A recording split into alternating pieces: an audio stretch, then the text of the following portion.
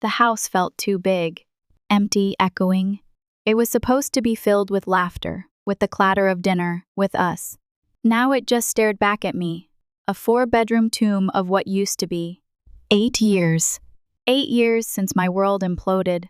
Christ, it feels like yesterday. I was comfortable. Not rich, just secure. My life with Sarah, with Mia, was good. I hate even saying it, because the word now tastes like ash in my mouth. I was 46, Sarah was 43, and Mia was 19. We had the picket fence, the goddamn dog, the family vacations to God-forsaken Florida, the whole damn script. I had a decent gig at Sterling Management, consulting, steady paycheck, benefits. Sarah? She flitted around that boutique downtown, a hobby job more than anything. Mia was starting her sophomore year at State, bright kid, always had her head screwed on straight. Dinner was sacred. We talked. We laughed. I told stupid dad jokes. Sarah rolled her eyes, and Mia pretended to be embarrassed but secretly loved it. I remember looking at them sometimes, this feeling swelling inside me, this stupid, sappy love. I don't know what I'd do without you two, I'd say, and they'd smile, like I was a goddamn hero.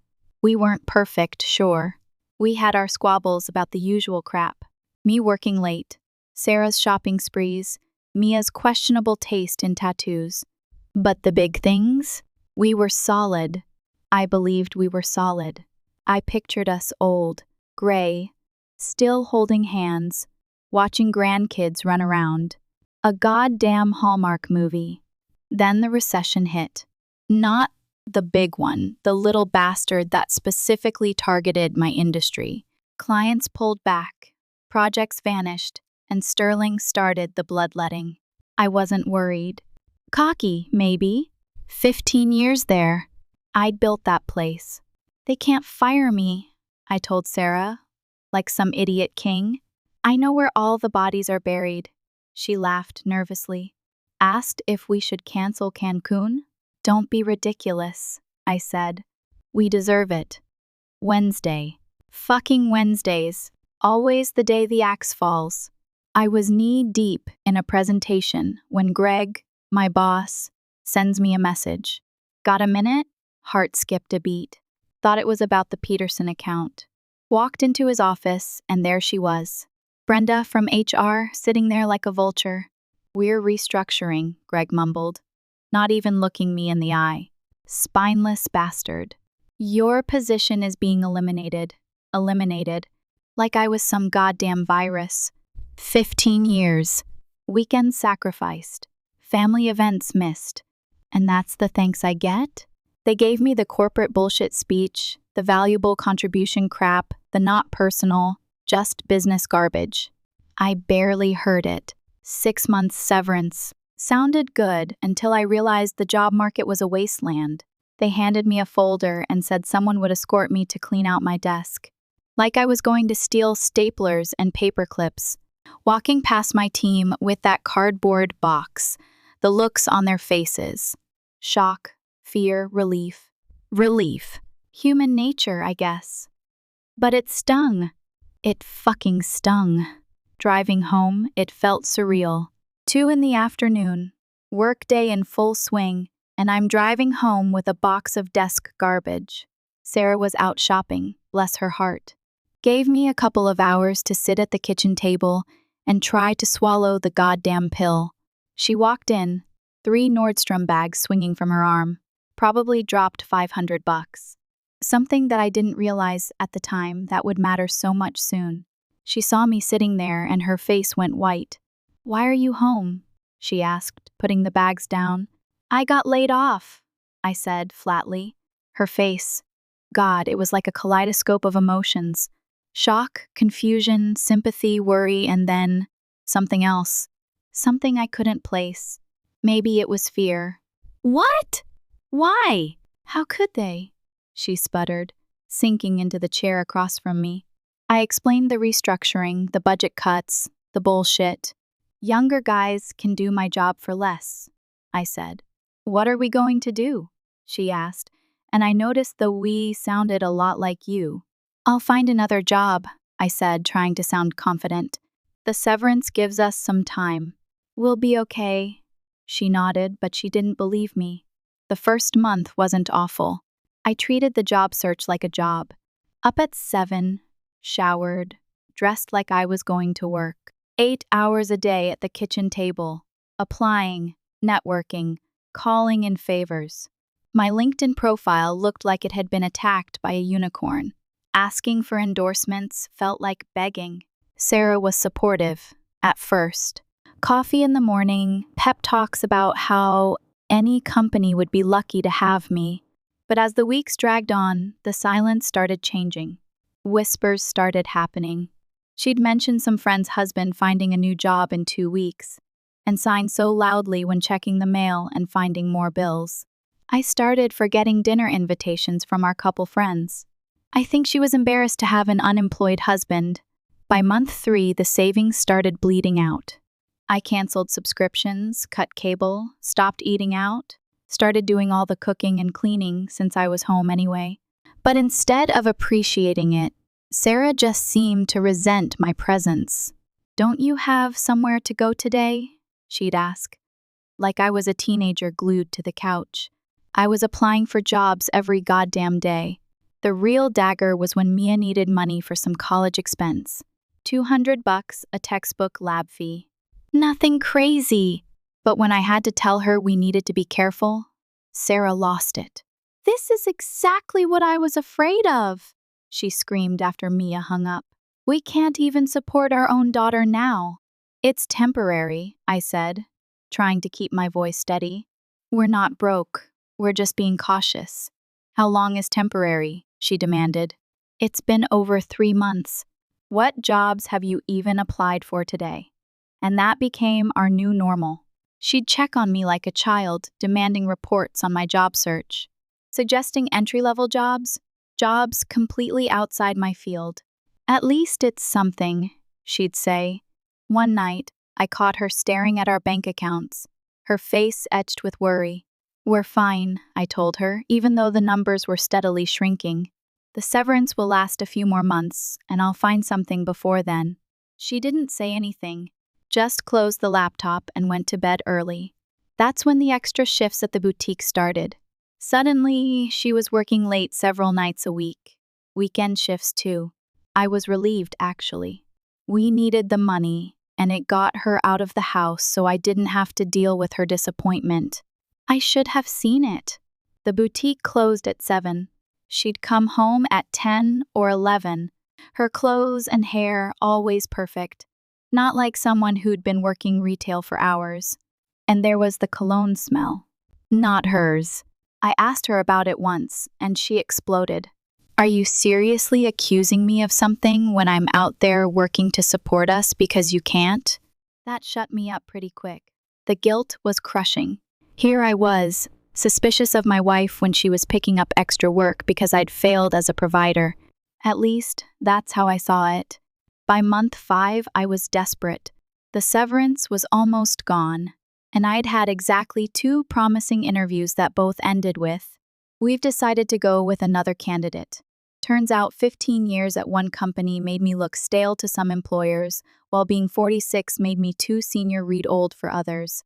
I started applying for jobs I was overqualified for, willing to take a significant pay cut. Even those weren't panning out. The day I applied for a position driving a delivery van for a local shipping company was one of the lowest points. It paid less than half what I'd been making before. But we needed income, and driving a van was something I could do. When I got called for an interview and offered the job the same day, I felt relieved. Money would be coming in again, but also ashamed. After decades building a career, this was where I'd landed. I broke the news to Sarah that night, thinking she'd at least be glad I'd found something. "A delivery driver? That's your solution?" she said, not even trying to hide her disgust. God, I can't believe what my life has become. That hurt. It fucking hurt. "What do you want me to do, Sarah?" I shouted, finally losing my cool. "The bills need to be paid. Would you rather I turned it down and we lost the house?" I'd rather you found something worthy of your experience. Did you even try calling Greg to see if they'd take you back? What about Tom from the golf club? His company is always hiring. We went back and forth like that until I just walked out of the room. No point arguing when someone's determined to be disappointed in you. I started the van job the next week. Early mornings, long hours, lots of driving and heavy lifting. My body wasn't used to it, and I'd come home exhausted, with back pain and sore feet. But it was honest work, and the guys I worked with were decent. Sarah and I were fighting constantly by then. She'd make these little comments about the job, asking when I was going to find a real position again, complaining that I smelled like cardboard boxes and sweat when I got home. When I started bringing home my uniform to wash, she'd make a show of handling it like it was contaminated. Mia noticed the tension during her visits home. "You guys are fighting a lot," she observed one weekend. "Stressed about money," I said, not wanting to dump adult problems on her. "Is it that bad?" she asked, looking worried. "We're managing," I assured her. "Don't worry about it. Focus on school." But things were about to get a whole lot worse. I'd been driving the van for about a month. Killer headache, the kind that wouldn't quit. My supervisor, a decent guy named Dave, let me go home early. Wasn't even noon yet. Pulled into our driveway, and there it was. A black Mercedes parked there. Definitely not a car from our neighborhood. My first thought was maybe Sarah had a customer from the boutique over. Or something. Opened the front door and I heard laughter coming from upstairs. Sarah and a man's voice. My stomach dropped to the fucking floor. Found them in our bedroom. Not naked, not even touching. But sitting on our bed, with wine glasses, way too comfortable with each other. The guy was tall, tan, wearing a watch that probably cost more than my car. Sarah jumped up when she saw me, her face turning red. "Ray! You're supposed to be at work." The guy stood up, too cool for school. Held out his hand like we were at some goddamn business lunch. "Dom Walsh. Pleasure to meet you." I ignored his hand. "Get out of my house." "Ray, don't be like this." Sarah stepped between us. "Dom and I were just talking about investment opportunities. He thinks he can help us." "Help us?" I laughed. "Is that what they call it these days?" Dom smirked at me. "Your wife has excellent taste in everything but husbands, apparently." I saw red. "Get the fuck out now." He left, still smirking, like he'd just won a prize. Sarah didn't even try to deny it. "What did you expect, Ray?" she said, her voice hard. "You've given up." "Dom has ambition, connections. He can give me the life you promised and failed to provide." "How long?" I asked, my voice barely a whisper. 3 months, she admitted, chin up like she was proud of it, "and he's asked me to move in with him." I felt like I'd been punched in the gut. The air left my lungs. The world swayed around me. "You want to leave? Fine! But don't expect to take half of what little we have left." Her laugh was cold.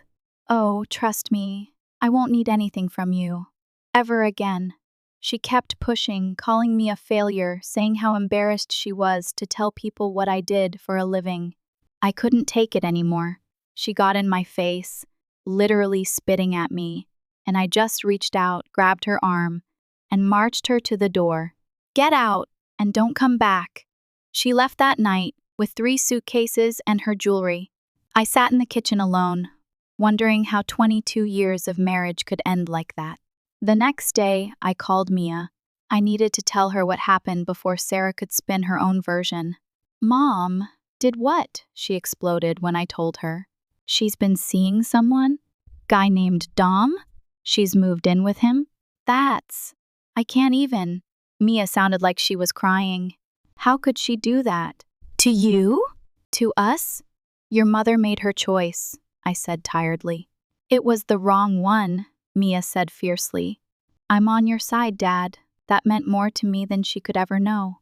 I figured Sarah would try to turn Mia against me, use the college money as leverage. But my daughter surprised me. That weekend, Mia came home, helped me start sorting out the mess. Cancel Sarah's credit cards. change Netflix passwords, all that petty divorce stuff.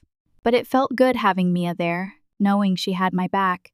"We don't need her," Mia would say when I seemed down. "We're better off without someone who would bail when things got tough." I tried to be fair, told Mia that her mom still loved her, and this was between adults. But Mia wasn't having it. "She betrayed our family, Dad. I'm not just going to pretend that's okay." For a few months after Sarah left, it was just me and Mia figuring things out. I had to downsize fast. No way I could keep the house on my delivery driver salary. Found a small, 2-bedroom rental in a decent enough neighborhood. Nothing fancy, but it had a roof and running water. Mia was amazing during this time. She'd come home from college most weekends and help me pack, clean, throw out junk. She never complained about the smaller place or having to give up some of her stuff. "It's just things, Dad," she'd say when I apologized for the 10th time about her having to cram into a tiny bedroom when she visited. We still have each other. Money was tight, but we managed. I worked long hours driving the van, and Mia picked up a part-time job at the campus library while finishing her sophomore year. She even offered to transfer to community college to save money, but I wouldn't let her. "Your education is the one thing I won't compromise on," I told her. "We'll make it work." We had this routine on weekends she was home. Cheap pizza on Friday nights, watching movies from the library on my old laptop. Saturday mornings, we'd hit garage sales looking for stuff we needed. Found a decent couch for $50 that way. That summer, Mia spent hours helping me apply for better jobs. She'd sit at our wobbly kitchen table, editing my resume, searching job sites. "Your experience is worth something, Dad," she'd insist. "The right opportunity will come along." And weirdly enough, it did. A smaller consulting firm offered me a position. Not as great as my old job, but better pay than driving and using my actual skills. I could afford a better apartment, maybe even save a little. A year passed after I divorced Sarah. Things were looking up, until Sarah started calling Mia. At first, Mia would ignore her calls or hang up, but Sarah was persistent. "She's still my mom," Mia explained when I found her texting Sarah one day. "I'm just letting her know I'm okay." I didn't like it, but Mia was 20 and adult. "Just be careful," I warned her.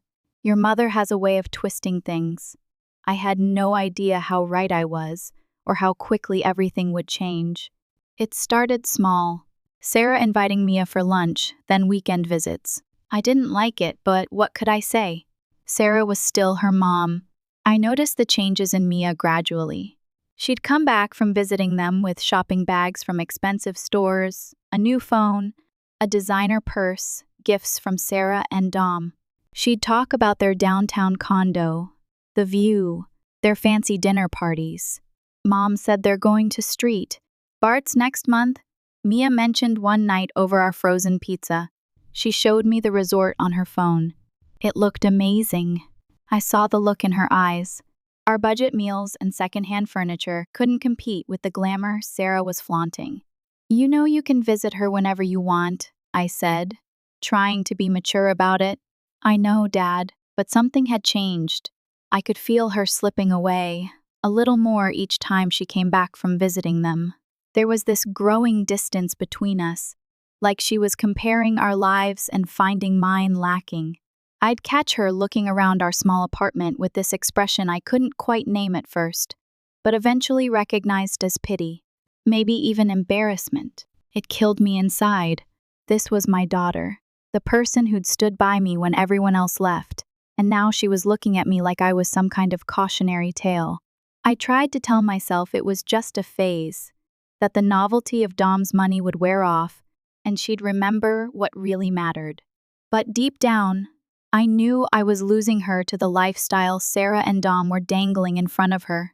And the worst part? I couldn't compete with it. Not financially. All I could offer was love and stability, and apparently, that wasn't enough anymore. One day, Mia came home one weekend from what was supposed to be a girls' trip paid for by Sarah, of course, and couldn't look me in the eye. "Dad, I need to talk to you," she said, fidgeting nervously. "I've been thinking. Maybe I should move in with Mom and Dom for a while.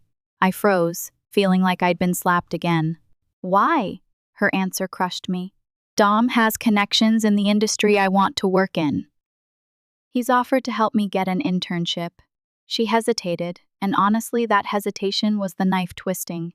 And honestly, Dad, it's kind of embarrassing bringing friends here.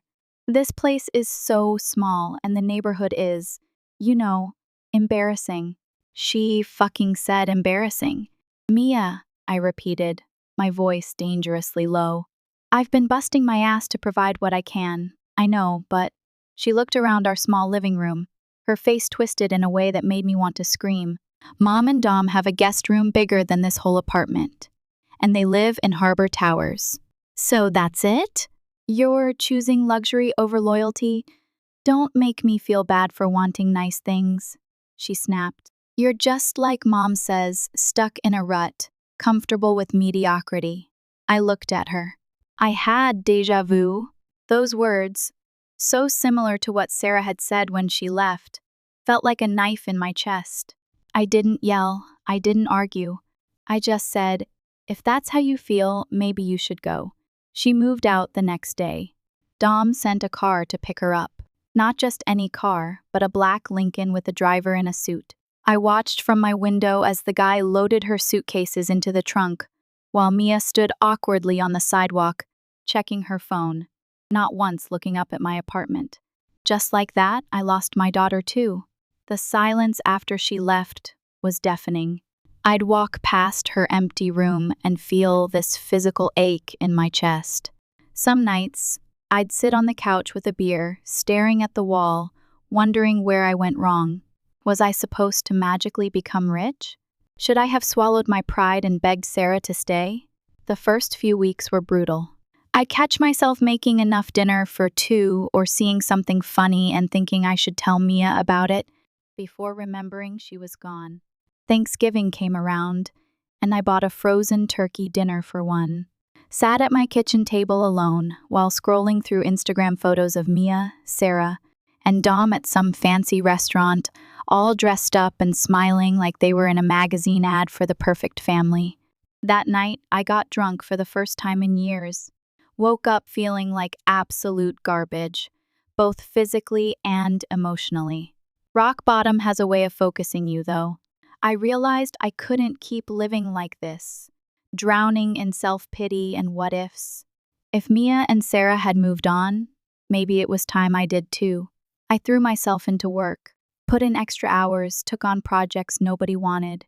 Anything to keep busy and not think about how empty my apartment felt. The physical exhaustion helped me sleep at night, and the mental challenges kept my mind off my personal life during the day. It wasn't healthy, probably, but it was survival. The consulting gig was going well. Got promoted after 6 months and started putting money away again.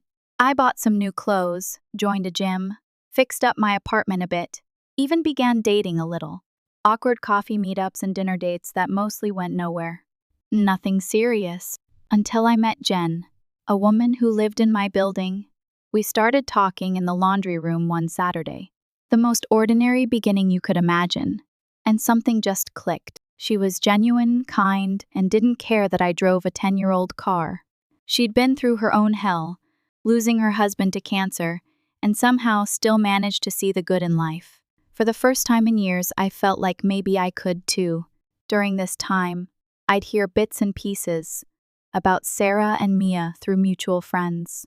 Mia got that internship through Dom's connections. Sarah was planning his company parties, basically playing trophy girlfriend. They seemed happy in their perfect little life. Then, about 2 years after Mia moved out, I got a hysterical call from Sarah. "It's your fault," she screamed when I answered. "You turned her against me." "What are you talking about?" I asked, completely confused. Between sobs, the story came out. Sarah had come home early from a spa weekend and found Dom and Mia together, in his bed. They'd been sneaking around for months.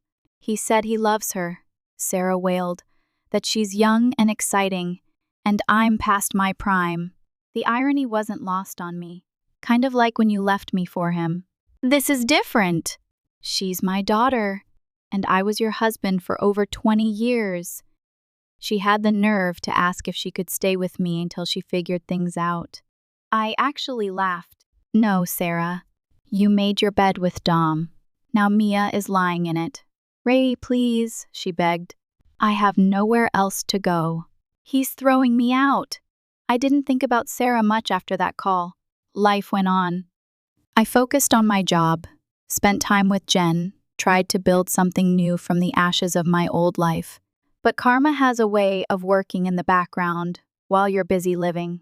6 months later, I found out that Dom met a 21-year-old model and moved her in. Mia found herself out on the street, just like her mother. I didn't find this out from Mia directly. No. I found out because she showed up at my door one rainy night. I heard the knock around 11:00 p.m. Wasn't expecting anyone. When I looked through the peephole, I saw her standing there. Mascara running down her face, designer clothes soaked through, holding that expensive suitcase Dom had probably bought her. Something inside me just hardened. Dad. Her voice was small when I cracked the door open, like when she was a kid afraid of thunderstorms. I know I don't deserve it, but can I stay? Just for a little while? Part of me hesitated for a split second, but then I remembered her words stuck in a rut, comfortable with mediocrity. I remembered how she'd looked around my apartment with disgust before she left. I remembered how she'd chosen luxury over loyalty, wealth over family. You're right. You don't deserve it, I said, and closed the door in her face. I stood there for a moment, listening to her crying on the other side. She knocked again, more desperately. Dad, please! I have nowhere to go. Try your mother, I said through the door. Or one of your fancy friends from Harbor Towers. They won't help me, she sobbed. Not my problem, I replied, and walked away from the door. She kept knocking for another 10 minutes before finally giving up. I just sat on the couch, telling myself I'd done the right thing. She'd made her bed with Dom, betraying not just me but her own mother. Now she could lie in it. The next few days were a blur of guilt and anger. I found out what happened to her through Mark, a guy from my building who worked at a diner downtown. About a week after she showed up at my door, Mark mentioned seeing this girl who looked like she'd been through hell applying for a waitressing job. Soaking wet, expensive clothes, but they were wrinkled like she'd been sleeping in them. He said the manager took pity on her and hired her on the spot. When he described her, I knew it was Mia. Turns out, she'd been sleeping in her car for days, showering at a gym where she'd bought a day pass. The diner job barely paid enough for her to rent a room in some sketchy shared house. I couldn't stop thinking about it. About how Sarah dug her own grave and pulled Mia with her. About Mia, alone and desperate, after having everything handed to her. About a year after everything went down, I got a call from a number I didn't recognize. It was Sarah, of course. Ray, I know we haven't spoken, but I'm in a really tight spot, she began, not even asking how I was doing. I've been staying with my sister, but she's selling her house, and I need somewhere to go. I was hoping maybe I could borrow some money. I cut her off. Not happening, Sarah. Ray, please. She sounded desperate. I have nothing. Dom didn't give me a dime in the breakup. No alimony, no support, nothing. Funny how that works, I said, my voice laced with bitterness. You leave your husband of 20 years for a rich guy, don't bother with any legal protection, and then get surprised when he tosses you aside. I know I made mistakes. Mistakes? Is that what you call spitting in my face and calling me a loser? Taking our daughter and poisoning her against me? Those aren't mistakes, Sarah. Those are choices. She started crying, but it didn't move me. I'd cried enough tears over her. Have you talked to Mia? I asked, curious despite myself. No, she admitted. She won't return my calls. Last I heard, she was waiting tables somewhere. God, what a mess. A mess you created, I reminded her. Have a good one, Sarah. I hung up. I learned later from a mutual friend that Sarah ended up working at Macy's in Phoenix. sharing an apartment with two other women in their 50s who were also divorced. Dom moved on from the model too, apparently. He's on wife number 4 now, some 21-year-old yoga instructor. That guy will never change. Life went on. Jen and I got married in a small ceremony at the courthouse. About 2 years after all this went down, she was a good woman, solid and supportive. The kind of person I should have married in the first place. Sometimes I think about Mia and wonder how she was doing. Pride kept me from reaching out, even as the anger slowly faded. Then, one day I was at the grocery store, and I literally bumped carts with her in the produce section. "Dad," she said, looking startled. She'd lost weight, and the designer clothes were gone, replaced with simple jeans and a plain sweater. I nodded, unsure what to say. An awkward silence hung between us. Finally, she spoke. "I've wanted to call you 1,000 times," she said quietly. "To apologize. Again. But after you turned me away that night, I figured you were done with me for good. And I couldn't blame you." I shrugged. "You made your choices." "I did," she agreed. "And then I had to live with the consequences."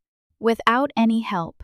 There was no accusation in her voice, just a statement of fact. I noticed she had a textbook peeking out of her bag.